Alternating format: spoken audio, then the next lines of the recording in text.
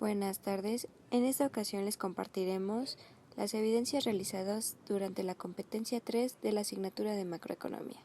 Mi equipo está conformado por... Mi nombre es Ana Luisa Cervantes y yo les voy a dar algunos conceptos generales como la oferta agregada, la demanda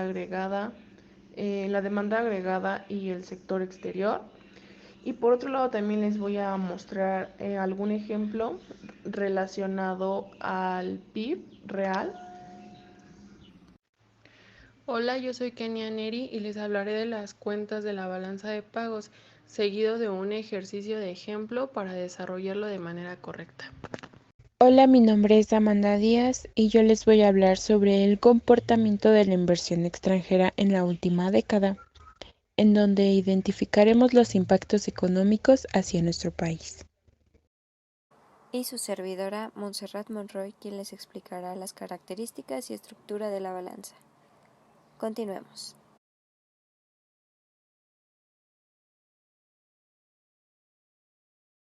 Mi nombre es Cervantes García Ana Luisa y les voy a dar algunos conceptos puesto que a mí me tocó el trabajo de reportero.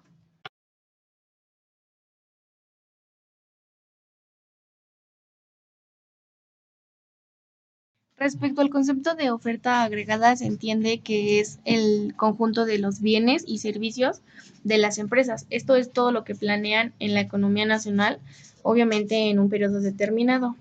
Y su función de esta es que agrega todos los bienes y cantidades de servicios en las empresas están disponibles para vender en función a nivel del precio existente en una economía en base a la misma, permaneciendo constantemente en todos los factores económicos.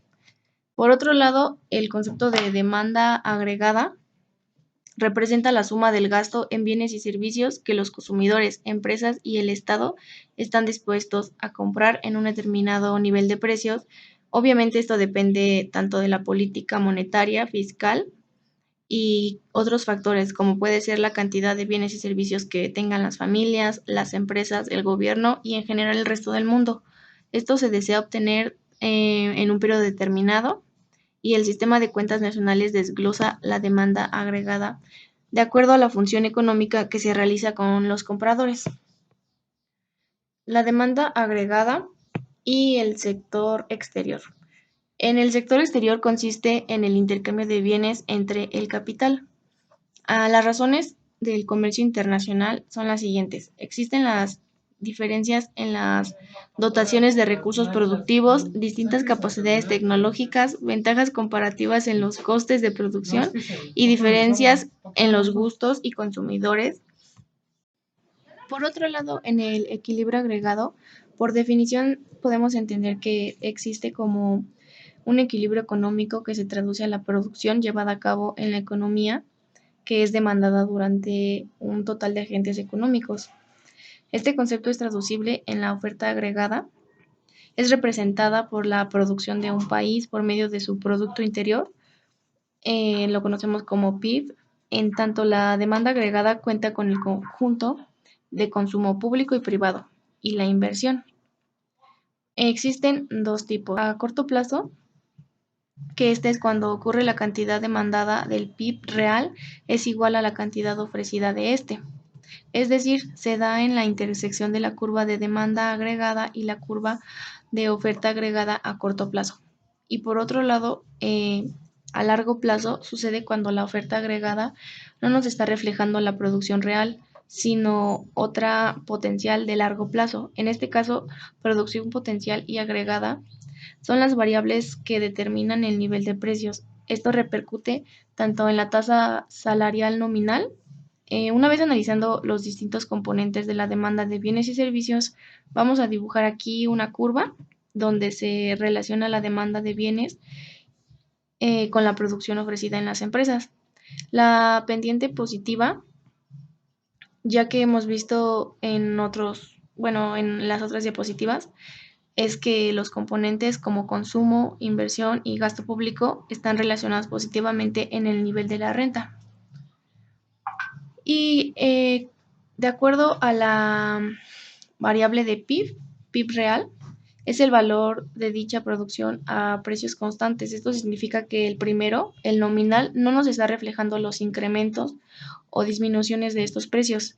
Aquí sí hay inflación o deflación respectivamente, mientras que en el PIB realmente solo tomamos como base los precios de un año y permite hacer una comparación de la producción en un determinado país, pero en periodos diferentes. Cuando hablamos de periodos diferentes, estamos aislando los cambios ocasionados en los precios reflejados y obviamente se ve reflejado perfectamente en el poder adquisitivo neto sin importar los cambios. Por ejemplo, un ejemplo muy claro sería que si supongamos que tenemos una economía determinada por una inflación del año de 5% anterior y su PIB nominal es de 4%, entonces el PIB real sería de menos 1%. Es decir, que aquí la economía ha caído en términos reales, o sea, el PIB real, aunque nominalmente, PIB nominal, no, o no se ha visto, ha habido un aumento más bien en los valores como consecuencia del incremento a la inflación. Y la inflación es un aumento generalizado de los precios, los bienes y servicios en una economía durante un periodo. Pero así como también hay ventajas y desventajas. Puede ser, por ejemplo, una ventaja es que muchas veces se habla que la inflación es buena, pero no siempre es buena, sino que aunque suban los precios, la economía, los salarios, todo va a subir acorde a esto. Entonces, esto quiere decir que al final, para poder adquirir los ciudadanos, para ser un poco más estables, puede ser buena, puede ser sustentable y si no es muy elevada, pero por otras razones, el alza en los precios ayuda a reducir el valor de las deudas tanto en las deudas con hogares como de empresas y el gobierno. Y un inconveniente de la inflación es que obviamente va a disminuir el ahorro porque la inflación provoca que el dinero pierda su valor. En base a la evidencia que nos mandó sobre modelo de oferta y demanda, ok, en este video nos planteo de una forma muy precisa lo que es el modelo de oferta y demanda. Nos explica que el eje vertical nos muestra básicamente los precios de bienes y servicios, el eje horizontal nos mide el PIB, la curva de la oferta agregada de la economía. Básicamente es cuánta producción logra la economía. Esta curva es positiva, de esta manera es fácil distinguirla. Esto quiere decir que a mayores niveles de precio, obviamente va a haber una mayor producción de las empresas y la curva es de la pendiente negativa, es la de demanda agregada. Esta curva básicamente nos va a representar a todos los consumidores, empresas, gobiernos. En esta curva quiere decir que cuando el nivel de precios se reduce, los consumidores y las empresas incrementan sus demandas de bienes. Y el punto donde las dos curvas se juntan, que justo ahí estamos en un equilibrio macroeconómico. Respecto al video de curva demanda agregada, razones y su pendiente negativa, bueno, aquí ya entendimos en los otros videos que la curva de demanda agregada es negativa si cae a nivel de precio de la economía, aumenta cantidades de bienes y servicios y esto va a ser por tres razones. El primero es el efecto tasa de interés. Esto quiere decirse que cuando las familias ya cubrieron sus necesidades básicas, ahora buscan necesidades de otro tipo que satisfagan otro tipo de intereses. El segundo es el efecto riqueza, donde ya tuvieron cubiertas sus necesidades básicas y ahora solo buscan consumir cosas que no son tan necesarias. Y el otro es el efecto tipo de cambio. En este los puntos son un poco confusos porque los intervencionistas venden sus activos financieros, es decir, cambian la moneda nacional por moneda extranjera para comprar activos financieros en otros países, pero esto va a ser con una tasa de interés obviamente mucho mayor y va a aumentar la oferta de moneda nacional y provoca su depreciación. Esta evidencia nos habla sobre por qué se puede desplazar la curva de demanda agregada. En este material nos muestra que hay variables que afectan la cantidad demandada de bienes y servicios. Un desplazamiento de la curva de la demanda puede ser por cambios en el consumo. Por ejemplo, si los consumidores mejoran su nivel de ingresos, esto va a generar un aumento al nivel, obviamente, de consumidores, lo cual se traduce a un incremento de demanda de bienes y servicios. El consumo también puede variar, aunque el precio de las acciones en estos casos, en dos casos, la curva de desplazamiento a la derecha pero si alguna variable como el de los impuestos, esto se va a ver en la curva de la demanda agregada que se va a desplazar a la izquierda. En la curva de oferta agregada a largo plazo, la curva de oferta agregada muestra las diferentes combinaciones entre la cantidad total ofrecida de bienes y servicios de las empresas en los niveles de precios en la forma que tiene la curva de oferta agregada. Se puede analizar a corto o largo plazo. En el último caso, es el que estamos hablando. Cuando la curva de oferta agregada es vertical, también se denomina la oferta clásica. Esta forma quiere decir que en la economía hay pleno empleo y en este caso el nivel de precios no afecta a los determinantes del PIB real a largo plazo. Por eso a cualquier nivel de precios la producción estará en la línea de las Ys. En este punto es donde no hay desempleo y las empresas no pueden producir por más que estén utilizando todos sus recursos, puesto que todo está en marcha y como va bien se está utilizando todo. Y cuando sucede esto, la curva se desplaza a la derecha por 4 razones, principalmente por los cambios en el mercado de los trabajadores, los cambios en el capital, cambios en los recursos naturales y por último los cambios en la tecnología. La curva de oferta agregada a corto plazo, a comparación a la de a largo plazo, el nivel de precios sí afecta directamente a la renta o a los productos, porque van a existir 3 teorías. La primera es la que nos habló de los modelos salariales dirigidos en la teoría sobre los salarios nominales de los trabajadores y cómo se conjuntan en ella para que en 2 o más años estemos en un punto donde las empresas contratan a más trabajadores y esto, como ya lo sabemos, se interpretará para que la curva se desplace hacia la derecha. Otra explicación nos da el modelo de información imperfecta. Nos habla que las empresas tienen una percepción errada sobre el nivel de precio. Un producto conoce el precio nominal, pero bien, el producto se desconoce en base a la información de los otros bienes existentes, entre otros modelos de precios dirigidos donde algunos bienes no se ajustan rápidamente. Buenas tardes, mi nombre es Montserrat Monroy y bien, ahora les hablaré acerca de la balanza de pagos. Pero bien, entonces, ¿qué es la balanza de pagos? Es un registro contable, donde se resumen todas las transacciones entre los residentes de una economía y el resto del mundo, es decir, entra y sale dinero de una economía. Los bancos, las aduanas, son los que nos brindan esta información y bien, su registro se hace en dólares por ser la moneda de intercambio internacional. Entonces, ¿qué operaciones podemos observar dentro de ella? Pues depende. Podemos ver entradas y salidas. A continuación les brindaré algunos ejemplos de estos dos. Dentro de las entradas tenemos las exportaciones, venta de activos físicos, venta de activos financieros, crédito internacional, cobro de intereses o dividendos y donaciones.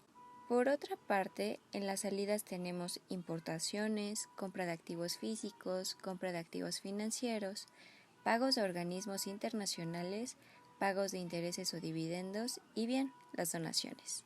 La estructura de la balanza de pagos se divide en lo siguiente: 1. Cuenta corriente, 2. Cuenta capital y 3. Cuenta financiera. Dentro de la cuenta corriente veremos registrado la balanza comercial, es decir, exportaciones e importaciones de mercancías y servicios, las rentas de inversión, intereses, utilidades, dividendos y otras rentas, por ejemplo, y bien, transferencias corrientes. Estas son las remesas personales de los extranjeros que tienen su residencia en otro país, las donaciones y ayudas públicas o bien privadas. Dentro de la cuenta de capital tenemos registrados los activos no producidos, las ayudas que llegan del extranjero, por ejemplo, la compra y venta de bienes que no sean financieros también están incluidas. Y por último tenemos la cuenta financiera que registra parte del sector financiero, Banco Central y otras entidades bancarias, por ejemplo, el sector público no financiero, como el gobierno nacional y o local, empresas y otros, es decir, vende bonos o bien pide prestado al Fondo Monetario. También tenemos al sector privado no financiero, que aquí veremos reflejados los depósitos que hacemos del exterior y quedan registrados, y por último la variación de reservas internacionales, que es el resultado de la balanza de pagos. Y bien, ¿cómo nos podemos dar cuenta cuando esto aumenta? En la cuenta corriente, por ejemplo, es cuando entran muchos dólares, ya que el país está exportando demasiado e importa muy poco, y de esta manera genera una cuenta superavitaria. No obstante, en la cuenta de capital, por ejemplo, esto repercutiría en el tipo de cambio, ya que tendería a caer, y el Banco Central compraría las divisas sobrantes, entonces formaría parte de nuestras reservas de manera positiva. Y por último, en la cuenta financiera, si entran más dólares, se dice que hay una variación positiva. Y bien, ¿cómo nos podemos dar cuenta cuando esta disminuye? Bien, en la cuenta corriente es cuando salen muchos dólares y esto ocurre ya que el país está importando demasiado y está exportando muy poco, entonces se genera una cuenta deficitaria. Y bien, en la cuenta de capital es cuando salen muchos dólares y entran muy pocos, es decir, el tipo de cambio tendería a subir y el Banco Central vendería las divisas, entonces nuestras reservas serían negativas. Y por último, en la cuenta financiera, si salieran más dólares de los que están entrando, se tendría una variación negativa. ¿Cuáles pueden ser sus saldos? Bien, se supondría que la suma de todas las cuentas nos tendría que dar 0, porque es una balanza. Sin embargo, tenemos dos alternativas. Podemos caer en tener una economía con un saldo superavitario o bien una economía con un saldo deficitario. Se genera una cuenta superavitaria cuando las reservas son positivas, es decir, están entrando más dólares de los que están saliendo, y esto es porque el país está exportando más de lo que está importando. Y por otro lado, se genera una cuenta deficitaria cuando las reservas son negativas, es decir, están saliendo más dólares de los que están entrando. Por lo tanto, quiere decir que el país está importando más de lo que está exportando. Y bien, para concluir, podemos observar hoy en día que estamos ante una contingencia a nivel mundial por el COVID-19. Así que relacionando el tema anterior con la situación en la que estamos viviendo, podemos entender que nuestra economía se verá afectada de manera exponencial al no trabajar, ir a la escuela o bueno, hacer las actividades que solíamos realizar, pues vamos afectando a diversos sectores de nuestra economía. Y bueno, dentro de nuestra balanza de pagos habrá menor cantidad de exportaciones, por lo que estaremos bajo resultados negativos. Por lo tanto, seguiremos en crisis ya sea por el sector de salud o bien por las deudas que se están acumulando dentro de este periodo. Por eso, toma tus medidas preventivas. En cuestión de la salud, no salgas de casa, lava tus manos, evita las aglomeraciones. Y bien, en cuanto al dinero, evita gastar innecesariamente. Haz una lista antes de ir al súper para que no tengas despilfarros de dinero. Y bien, si tienes algún préstamo en el banco, infórmate acerca de las medidas que se están tomando. Eso es todo por mi parte. Hasta luego. Balanza de pagos. Es un registro de transacciones que realiza un país con el resto del mundo en un periodo determinado. A continuación, les explicaré cada una de las cuentas que contiene la balanza de pagos. Cuenta corriente. En ella se registran exportaciones e importaciones de bienes en un país y la diferencia de ambas. Cuando es positiva se le llama superávit y si es negativa, déficit comercial. Cuenta de capital. Se registran transacciones y capital privado donde se contempla la inversión de cartera e inversión directa.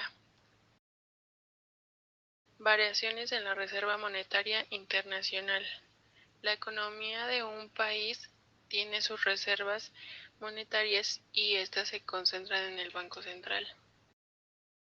Errores y omisiones son aquellas que subsanan un desbalance en cada una de las cuentas anteriores. Y a continuación les daré un ejemplo de un ejercicio. Bien, comenzando con el ejercicio, en un país se registran los siguientes datos: exportaciones 15.000 millones de dólares e importaciones 23.000 millones de dólares. Se nota que las importaciones pasan el monto de las exportaciones y esto se puede entender que está saliendo más dólares de los que entran a nuestra economía. Por lo tanto, existe un déficit comercial con un valor negativo de 8.000 millones de dólares, añadiendo servicios con un monto de 2.000 millones y transferencias de 2.000 millones de dólares, recordando el déficit comercial con 8.000 millones, haciendo la operación nos marca un déficit en cuenta corriente, la cual nos arroja una cantidad negativa de 4.000 millones de dólares. Dicho esto, ¿cómo puede la economía del país financiar su déficit en una cuenta corriente? En cuenta capital se cuenta con una cantidad de 2.000 millones de dólares, dando un saldo insuficiente para financiar el déficit de cuenta corriente, ya que nos faltarían 2.000 millones. En reservas monetarias, que viene siendo esta parte de aquí, al 1 de enero se registra que tenemos una cantidad de 7.000 millones. Esto nos ayuda a saldar el déficit. Por lo tanto, nuestra variación sería la cantidad que nos falta para saldar la cuenta corriente. Al llegar al 31 de diciembre, al rendir cuentas, se resta la reserva inicial, que es de 7.000 millones de dólares, a la variación y nos arroja un saldo de 5.000 millones. Las reservas que se tienen al inicio del periodo nos ayudarán a cubrir el monto de los 2 millones. Sin embargo, las reservas serían muy pequeñas, por lo tanto indicaría a los sectores económicos que la moneda extranjera es escasa y refleja una devaluación de la moneda.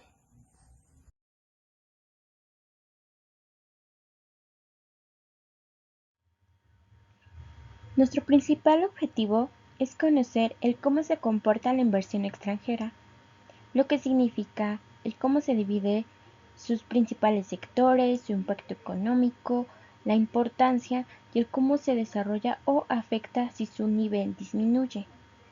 Bien, empecemos. Para poder identificar la inversión extranjera, es necesario saber su significado. Y bueno, es aquella que tiene como propósito crear un vínculo duradero con fines empresariales y económicos, a largo plazo, por supuesto, por parte de un inversionista. Aspectos teóricos. La inversión extranjera se clasifica en tres grandes partes, que es de carácter directo, carácter indirecto y de portafolio. La indirecta y de portafolio tienen una similitud. En un momento más les comentaré cuál es esa similitud. Empecemos con la directa. La directa es aquella inversión de una empresa que se da a otro país y esta tiene una inversión del mínimo 10%. ¿Qué digo con el 10%? Porque como es a largo plazo no se sabe realmente qué va a pasar. Entonces, a eso se refiere la directa. Seguimos con la indirecta. La indirecta funciona mediante los préstamos de organismos internacionales a gobiernos o empresas públicas de países en los que el inversionista reside. Es decir, es un tipo de inversión que se realiza como forma de préstamo para tener una rentabilidad, pero en sí no es muy recomendable porque, por ejemplo, en el caso de que llegases a tener tu empresa y haces este tipo de inversión, tu empresa nunca sabe si va a quebrar, y si quiebra vas a estar en serios problemas porque tienes que ejecutar en el plazo estimado. Y finalmente el de portafolio. El de portafolio es similar a la indirecta porque es aquel que se efectúa por compra de acciones, bonos, pero obligatoriamente, y también reside en los préstamos. Son parecidas, como ya les había comentado, porque ambas se concentran en la compra de acciones y bonos. Bien, ahora que ya sabemos su definición y el cómo se clasifican, vamos a hablar de inversión extranjera en términos reales, en donde la Secretaría de Economía nos informa principalmente que hoy en día la inversión extranjera directa captada por México crece un 4.2%. Esto se dio en el 2019.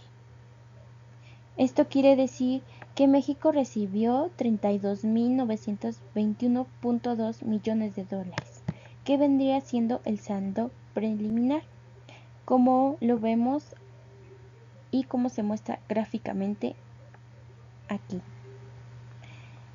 Bien, el monto que les dije representa una diferencia de entrada de flujos de 41.900.9 millones de dólares y una de salida de 8.979. Seguimos con los principales sectores de inversión, en donde aquí se registra también que la inversión extranjera directa provino de la participación de capitales al extranjero de 4.353 sociedades y 3.773 con contratos fideicomisos y por último 27 personas morales extranjeras. Y estas se integran de la siguiente manera. Tenemos nuevas inversiones, sector económico, entidad federativa y país de origen. Todos los montos que les acabo de mencionar se integran mediante a esto. Empecemos con cuentas de nuevas inversiones, en donde se canalizan cuentas entre compañías del 7.9% y reinversión a utilidades de 53.1%. Seguimos con el sector económico, en donde se canalizó en manufactura el 47.2%, al comercio 9.7%, servicios financieros 15.3%, minería y generación de energía al 11%. Esto daría un total de 96.2% y lo demás fue capturado por los otros sectores al 13%. Sigue entidad federativa. La entidad federativa se canalizó en un porcentaje y se registró en la Ciudad de México por el Estado de México, de Nuevo León, Jalisco y Puebla. Esto da un total de 29.32%. Y el país de origen. El país de origen captó a 36.8%, que provino de Estados Unidos, en 12% de España, 9.7% de Canadá y el restante fue captado por los otros países. Otro dato importante que debemos tomar es que se ha establecido que siga llegando la inversión extranjera directa, es decir, que en 2019 se anticipan 26.399 millones de dólares, que es un decremento del 16.7%. Y también se dice que para mediados del 2020 se prevé que sea de 25.546 millones de pesos, lo que significa una reducción del 3.23% a lo estimado del 2019. Principales sectores de inversión. Bueno, aquí se registra que también la inversión extranjera directa provino de la participación de capitales al extranjero de 4.353 sociedades y 3.773 contratos de fideicomiso de 27 personas morales extranjeras, y si lo vemos de un carácter así, lo podemos representar en la siguiente manera. En cuenta de nuevas inversiones, en sector económico, de entidad federativa, país de origen. Bien, entonces en cuenta de nuevas inversiones se dinamizó al crecer el 39% y hubo una reinversión de utilidades del 53.1%. Seguimos con el sector económico, en donde manufactura tiene 47.2%, comercio 9.7%, servicios financieros 15.3%, minería y generación de energía el 11%, y esto nos daría un total de 96.2%.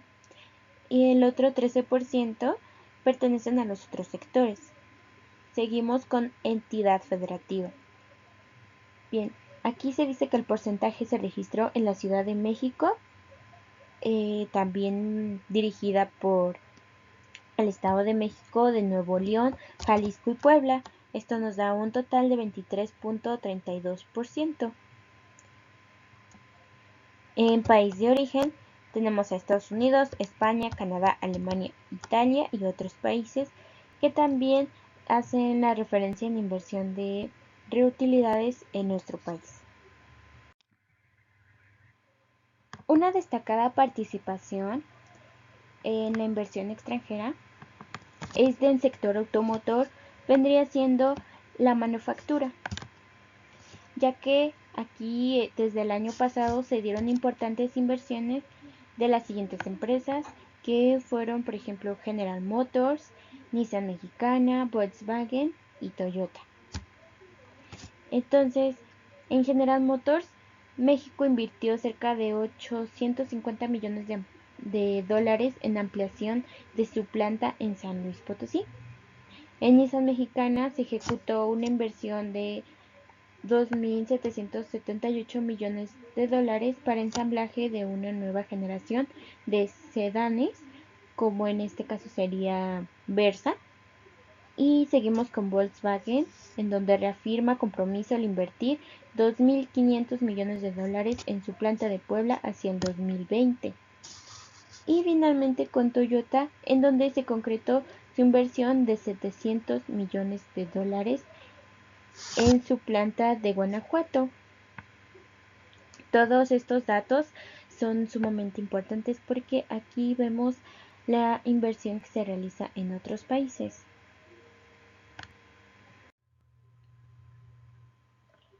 Bueno, la principal motivación que las empresas invierten al extranjero son por dos tipos, que es la horizontal y la vertical. En este caso, la horizontal, su principal objetivo es producir cerca de los consumidores y clientes con el fin de reducir costos de transporte. Es también conocida como la inversión extranjera directa en busca de mercado.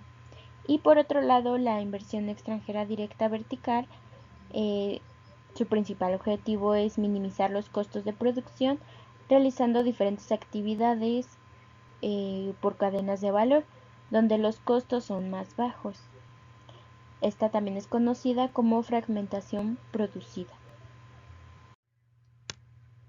Los inversionistas siempre están en cautela, o sea que siempre planean su estrategia para inversiones extranjeras.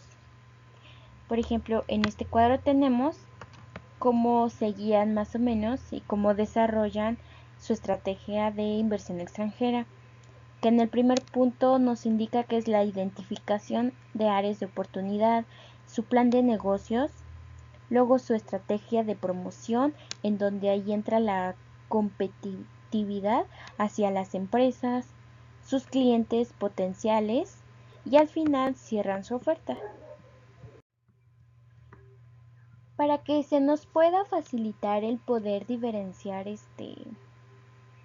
el nivel que hemos tenido hoy en día de la inversión extranjera, la Secretaría de Economía nos arroja un ranking anual en donde nos pone todo lo que México ha invertido y todo lo que ha captado en estos últimos años.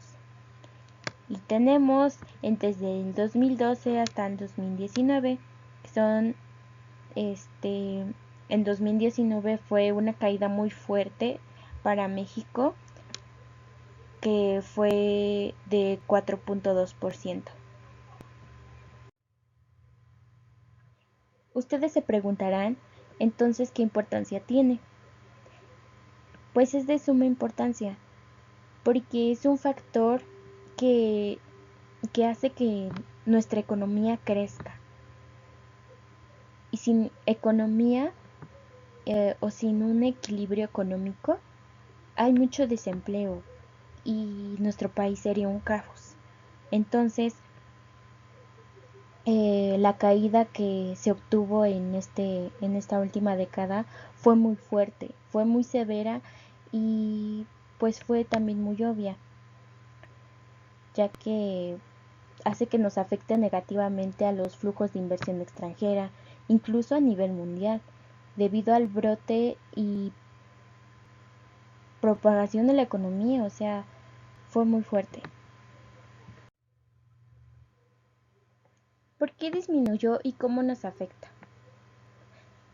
Disminuyó principalmente por la pandemia que hoy aterroriza a mucha gente, que es el COVID-19. Claro que tampoco hay que evitar esto porque es algo real. Entonces, esta pandemia nos afectó negativamente a la economía porque ya hay más desempleo y si hay más desempleo no generamos nuestras necesidades, no satisfacemos esas necesidades como país. Entonces, si sigue lo del COVID-19, la inversión extranjera directa podría disminuir hasta un 15%. Nos afectaría negativamente. Bueno, y para finalizar, la inversión extranjera es de suma importancia, ya que pues genera numerosas empresas y satélites nacionales.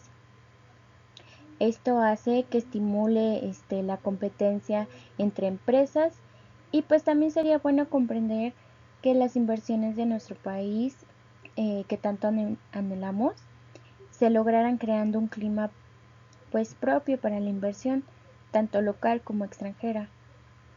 Por ello hay que transmitir estabilidad y no solo economía.